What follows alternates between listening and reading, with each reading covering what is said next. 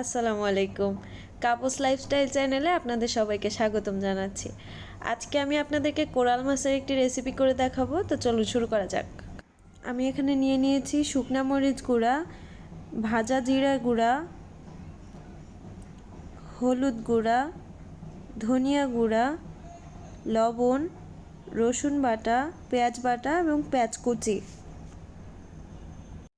এখানে কোরাল মাছ হলুদ গুঁড়ামরিচ আর লবণ দিয়ে কিছুক্ষণ মাখিয়ে রেখেছি, আধা ঘন্টার মতো হয়েছে। তো এখন এটা তেলে দিয়ে ভেজে নেব। আমি একটা প্যানে পরিমাণ মতো তেল দিয়ে দিচ্ছি। তেলটা গরম হয়ে গেলে এখন আমি মাছটা দিয়ে দিব। তেলটা গরম হয়ে এসেছে, এখন আমি মাছগুলো দিয়ে দিই।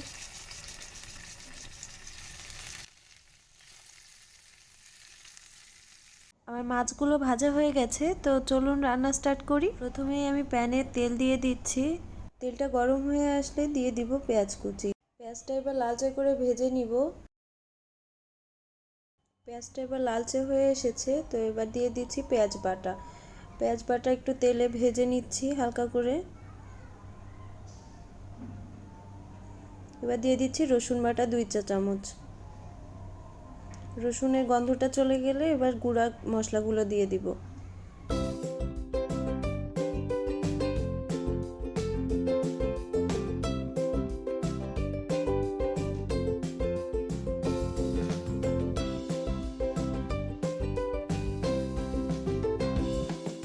আমি এখানে সামান্য একটু পানি দিয়ে মশলাটা কষিয়ে নিচ্ছি।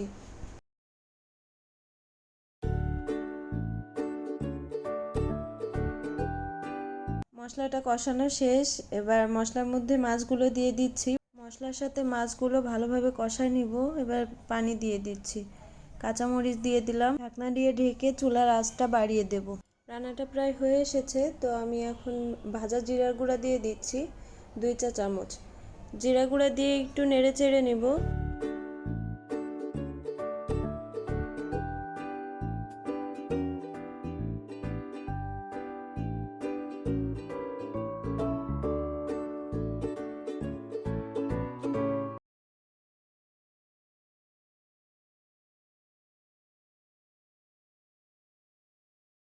তৈরি হয়ে গেল মজাদার কোরাল মাছ ভুনা।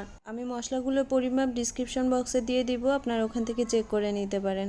আজকের মতো এখানে শেষ করছি। ভিডিওটি ভালো লাগলে লাইক করবেন, কমেন্ট করবেন, শেয়ার করবেন এবং সাবস্ক্রাইব করে আমাদের পাশে থাকবেন।